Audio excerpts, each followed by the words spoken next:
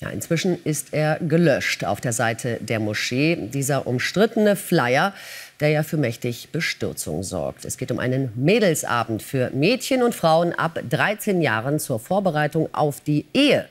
Mit diesen Worten hatte die Omar Al-Faruq-Moschee in Mannheim Kinder zu Eheseminaren eingeladen. Die islamische Gemeinde in Mannheim bedauert nun in einer Stellungnahme die Irritationen. Man fühle sich missverstanden, heißt es.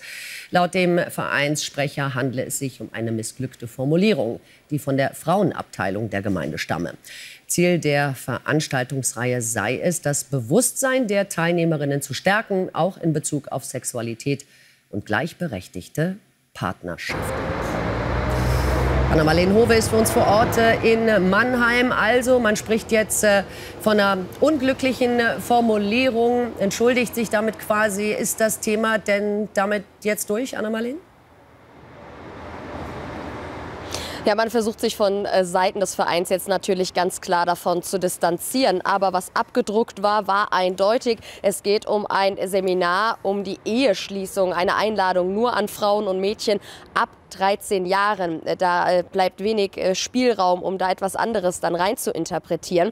Und genau dieser Flyer wurde über die Bevölkerung dann an Lennart Christ, dem Vorsitzenden der Jungen Union, weitergegeben. So kam das ganze Thema dann erst ins Rollen und kam so richtig auf. Und genau er ist jetzt gerade bei mir. Herr Christ, diese Stellungnahme, die jetzt von Seiten des Vereins abgedruckt wurde, wie glaubhaft ist das? Ist das was, wo Sie sagen, na gut, war unglücklich formuliert, oder haben Sie da vielleicht doch noch den einen oder anderen Zweifel dran?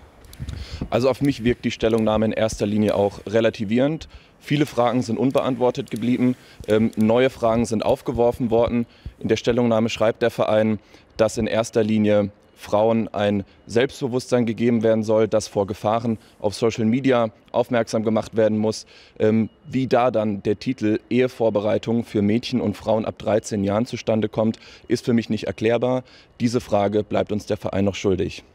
Jetzt steht unter anderem in dieser Erklärung mit drin, man ist in enger Abstimmung mit der Stadt, möchte da eine Neuauflage dieser Veranstaltungsreihe initiieren. Haben Sie da von Seiten der Stadt vielleicht schon mal eine Stellungnahme bekommen, was die darüber sagen? Seit wir die Anfrage im Gemeinderat vergangenen Dienstag gestellt haben, haben wir nichts Neues von der Stadtverwaltung gehört. Wir warten da immer noch auf eine Rückmeldung. Klar ist auf jeden Fall, dass eine Ehevorbereitung generell mit der Stadt nicht zu machen sein darf, vor allem nicht für Minderjährige. Hier erwarten wir auch, dass die Beauftragten für Jugendschutz und Gleichstellung und Integration Antworten liefern. Klar ist, eine Ehevorbereitungsseminar für Mädchen ab 13 Jahren darf es nicht geben. Jetzt ist der Bürgermeister von Mannheim ja auch von der Partei CDU, also CDU geführt. Müsste man da nicht ganz klar an einem Strang ziehen? Das heißt, wenn Sie sich da jetzt so für engagieren, müsste die Stadt doch im Prinzip auch schon längst reagiert haben. Naja, so eine Stadtverwaltung ist größer als ein Oberbürgermeister. Ich habe auch großes Verständnis für Christian Specht, dass er da erstmal mit der Verwaltung intern Absprachen trifft. Ich gehe sehr stark davon aus, dass wir zeitnah dann auch eine Rückmeldung aus der Verwaltung bekommen.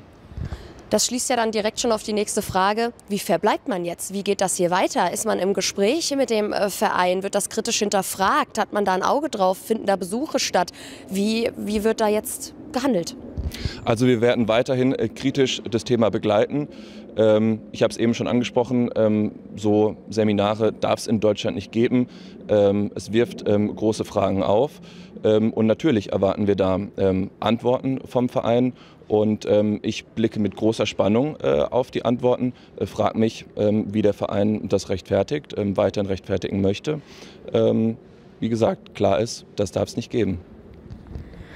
Also eine gewisse Glaubhaftigkeit, die wird hier auf jeden Fall noch hinterfragt. Man möchte jetzt dann erst mal beobachten, inwieweit der Verein hier reagiert, die Veranstaltungsreihe aufräumt und vor allem vielleicht auch, wenn es um Geschlechterrolle geht, wenn es um Sexualität geht, nicht nur Frauen und Mädchen ab 13 Jahren einbezieht, sondern vielleicht auch die Männer. Anna-Marleen, danke schön nach Mannheim.